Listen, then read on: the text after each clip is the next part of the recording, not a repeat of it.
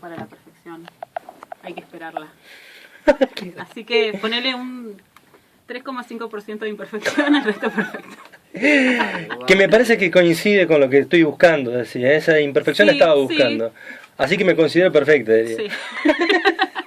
Sí. Bueno, primero, sí. nada, última columna de cultura. Fueron 21 columnas de cultura, de pensamiento, de filosofía. Y voy a terminar como empecé, hablando de la felicidad.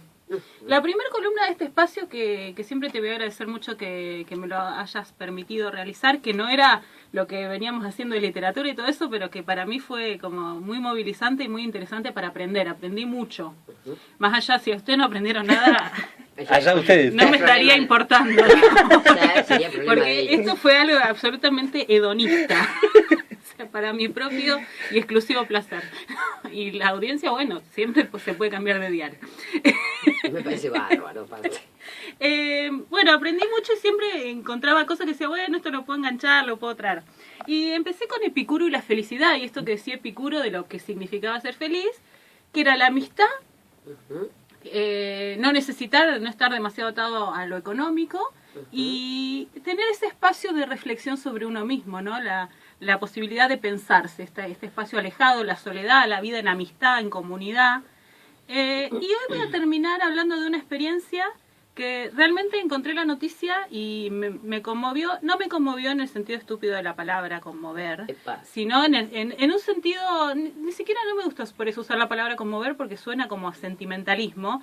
Y hay una cuestión entre la emoción y la tontimoción que hay que separar, ¿no?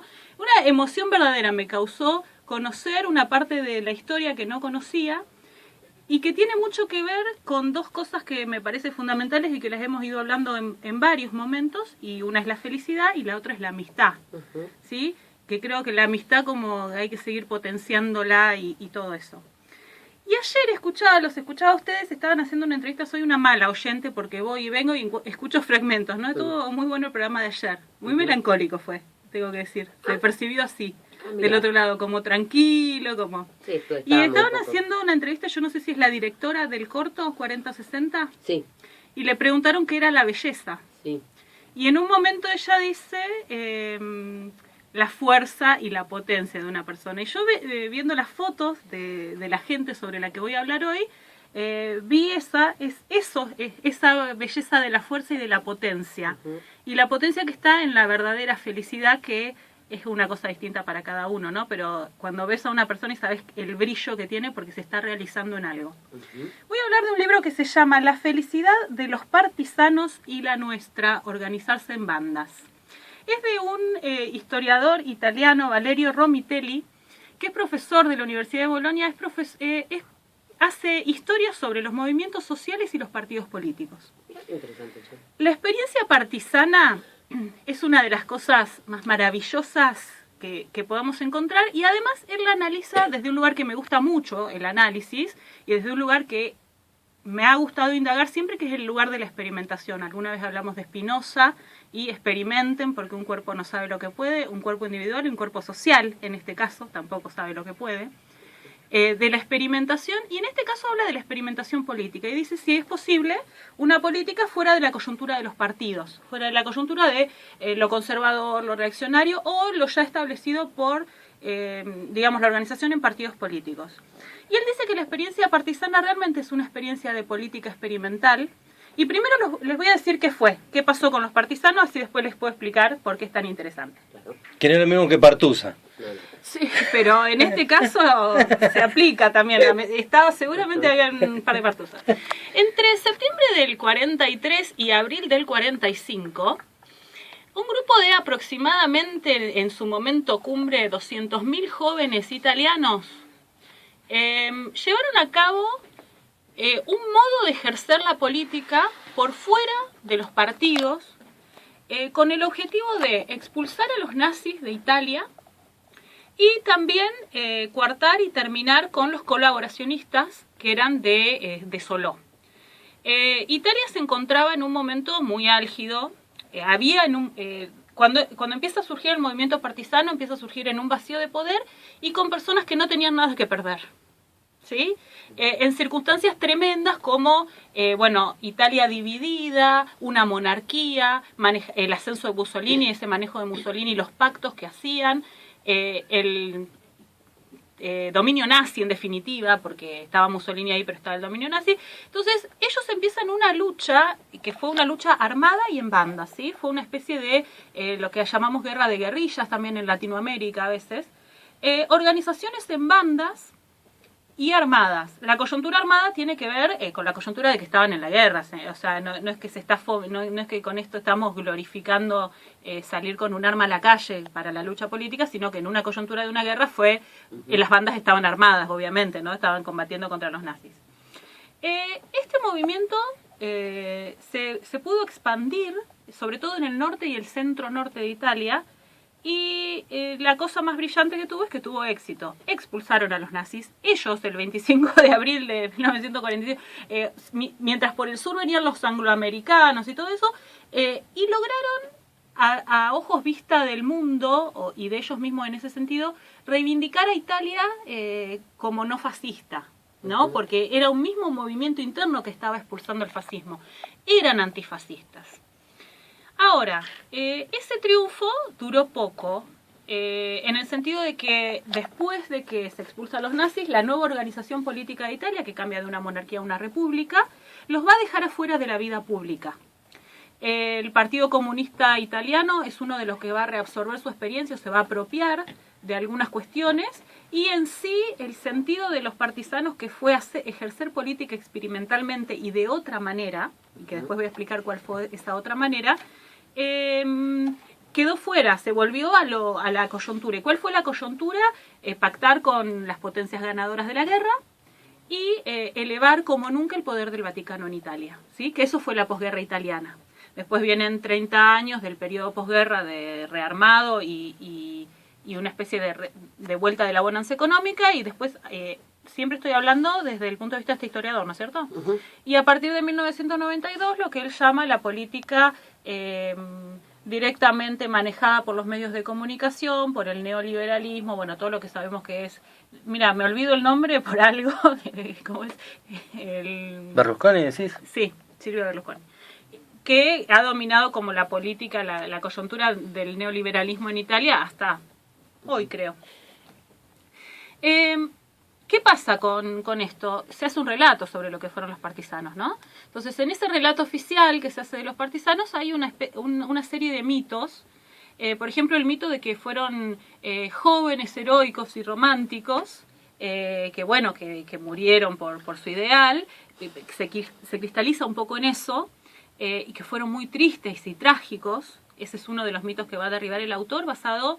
Él dice, esto de que hacemos un día al año, nos recordamos y qué románticos los partisanos, y no profundizamos en cómo fue su tarea política, es lo que anula para la memoria siguiente la experiencia política que fue. Me pongo a pensar en foto y película, ¿no? Una foto te puede cimentar, te puede dejar hecho en concreto, y la película te puede contar otra historia, ¿no? El movimiento creo que está ahí en una película. Exactamente, lo que intenta hacer este historiador precisamente es buscar en las memorias, los pasquines, las frases que escribían en las paredes, lo que fue materialmente esa experiencia, qué significó, cómo se organizaron, y qué tipo de experiencia fue, y por qué él la va a considerar una experiencia política experimental, ¿sí?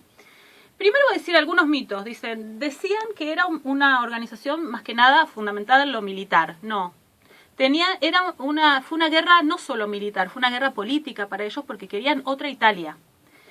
¿Por qué experimental? Porque no fueron a pactar con los partidos, no fueron a pactar con las estructuras de poder dadas del momento, tampoco internacionalmente, ni dentro ni fuera de Italia, sino que fue una política de territorio, flexible, sobre el territorio, basada en las decisiones del presente. ¿Qué podemos hacer en el presente con esto que hay? ¿Sí? Entonces fue basada en territorio, población, presente, y también basada en la creación de vínculos. Y en este sentido, este historiador hace una cosa muy interesante que dice, cada vez que hablamos de política y de movimientos políticos, y sobre todo también desde todas las teorías marxistas, hablamos de que la política está puesta en función, o la política y la guerra y todo esto, en función del odio y del conflicto. Dice, bueno, si vos tenés que ir a la guerra, primero tenés que formar un ejército. Y este ejército, a menos que hablemos de los ejércitos estructurados, de las grandes potencias, tiene que basarse en una solidaridad de sus miembros. Y él dice que no hay experiencia política, digamos, satisfactoria, si no hay en la base una amistad, la construcción de redes y lazos amicales y un profundo amor por un objetivo en común, que eso es lo que va a unir a una experiencia política satisfactoria. Por eso dice que esto de que los partisanos fueron trágicos, tristes, pobres mártires, es mentira y se basa en sus memorias para decir que eran profundamente felices. Obviamente pasando por situaciones de vida que inimaginables para nosotros hoy. En el medio de una montaña, incluso llegando a hacer actos cerca del suicidio algunos para lograr determinados objetivos. En ese sentido sus condiciones de vida eran muy malas, pero él dice, el autor utiliza dos frases que me resonaron mucho. Políticamente felices eran. Y dice, y nosotros, habla por los italianos de hoy, igual yo lo podría expandir a otras latitudes también, igual me voy a remitir a mi tema, dice, somos políticamente infelices. ¿Y qué es ser políticamente infeliz? Es sentir que uno no tiene en la mano el destino, no puede tomar decisiones con respecto a lo que sucede, a lo que le imponen. Ni sobre su propia vida ni como nación. Entonces él habla de que una experiencia política, que ellos hicieron una experiencia política feliz, y no solo esto de que somos felices, sino que lograron lo que querían, que era sacar a los nazis, lo lograron, ¿sí? En esta construcción de la amistad, del profundo amor por una causa en común, de la flexibilidad, el movimiento constante, dice, se hubieran muerto todos si no hubieran tenido la colaboración de todos los poblados. Lograban entrar y que colaboraran con ellos, que los albergaran. Después, otra cosa que se los pasó a la historia, como que cantaban el himno de la Bella Ciao, que se llama, que es una canción que siempre pone la Bella Ciao. La Bella Ciao fue compuesta después de que terminó este movimiento. Mirá. O sea, están cristalizados con un himno, con una canción que ni siquiera posterior, ningún partisano la cantó. Mirá. Porque no existía. Me acabo de entrar, la conocía como que era parte del... Bueno, ese es uno de los mitos. Y otro bueno, voy a nombrar a una periodista y partisana de la cual también se toma testimonio en el libro de este historiador, que se llama Ada Gobetti, que dijo una frase que el historiador pone de manifiesto y dice: la amistad era la clave de la batalla partisana. Y cómo nos resuena eso tan lindo, ¿no? Y cómo hay que volver a eso, y cómo la política tiene que ser entendida desde otros lugares, desde otras coyunturas, y cómo esta experiencia puede ser en realidad también inspiradora, porque después, bueno, no me voy a meter en eso porque él hace todas las proyecciones de acuerdo a la coyuntura italiana actual, ¿no? Y europea en general, pero cómo esta cuestión de que hay alternativas, hay experiencias que pueden ser realmente fundantes de otras experiencias políticas y de otra concepción de la política. Por supuesto, digamos, ellos, su experiencia terminó ahí y no se cristalizó en una política diferente para Italia, que siguió otro camino. El Partido Comunista Italiano también siguió otro camino. El historiador habla de pecado de nacimiento ahí. Dice, nunca se le va a poder quitar el pecado de nacimiento que tiene el PCI con respecto a haberse apropiado de la experiencia partisana en un sentido que esa experiencia no lo tenía. Claro. Porque otro de los mitos era que estos partisanos estaban organizados por partidos políticos, especialmente por el Partido Comunista. Y dice, no, los partisanos se organizaron, muchos eran independientes, había más y menos coordinación, digamos, no había una estructura jerárquica, había comunicaciones, había organizaciones más pequeñas que después se iban comunicando. Dice, muchos de los muchos comunistas fueron con los partisanos y se unieron a eso, pero no fue al revés. No fue una convocatoria partidaria convencional, claro, tradicional, ¿sí? Y bueno, creo que esta idea de la unión de la experiencia y de realmente que los cuerpos políticos son otras cosas.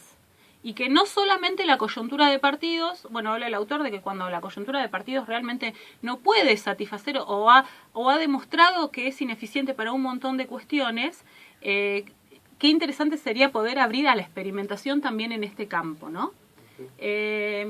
les voy a mostrar después, por supuesto por radio no se puede hacer, pero les voy a mostrar algunas fotos para que vean estas caras y esta potenciación y a lo que me refiero cuando digo alegría. Y hay una foto muy interesante de un montón de mujeres con bicicletas.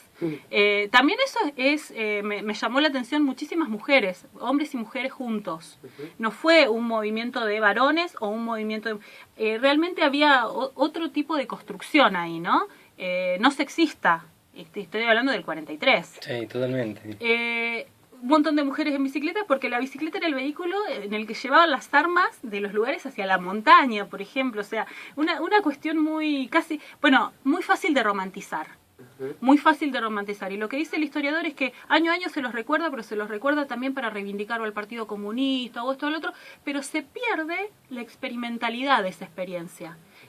Lo nuevo que hubo, el cómo lo hicieron, y el cómo se comunicaban y cómo se transmitían, cómo se construyó, digamos, la acción política desde ese lugar.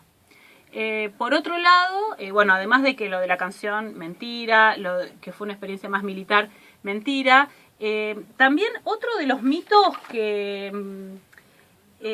subsiste es que se llamaron a sí mismos resistencia, que eran una resistencia. Muy pocas veces utilizaron la palabra resistencia. No se consideraron a sí mismos una resistencia. Si la utilizaron alguna vez fue con un sentido muy estratégico, pero no porque fueron cristalizados como ellos fueron, los partisanos fueron la resistencia. No, ellos no, no eran resistencia, ellos estaban creando algo. También no hay resistencia sin creación, ¿no? Pero ellos estaban creando algo nuevo, una forma nueva de hacer política. Una experimentación, estaban experimentando. Exactamente. Sí se llamaron a sí mismos revolucionarios, rebeldes, incluso patriotas, pero en un sentido muy antifascista, porque eran profundamente antifascistas. Entonces es una experiencia muy rica y muy compleja para ser cristalizada tan sencillamente como, unos loquitos jóvenes que les fue bien con esto, pero después volvamos al orden. Bueno, pasó eso, volvieron al orden igual institucionalmente en el país, a eso me refiero. Pero quiero decir que estas experiencias, a mí, ¿saben a qué me hace acordar? Al movimiento de piquetes en Argentina, al 2001. Yo leía esto y decía, en un piquete vos tenías la amistad, tenías a tu compañero de trabajo que te ayudaba, que estaba parado con vos, a las familias, las ollas populares, un montón de cuestiones que fue experimental, fue original, fundante. Fue genuino, fue fundante y logró su objetivo, porque en su momento fue el que se vayan todos, existió. Después tampoco reverberó en otros tipos de política, porque siempre las estructuras son más fuertes, las partidarias, pero fue un antes y un después para nosotros, y fue un movimiento realmente desde las bases, y un movimiento que tuvo mucho que ver con esta potencia que tiene la unión y la amistad y el profundo amor por una causa, un objetivo común. Una belleza. Sí, más allá de lo genial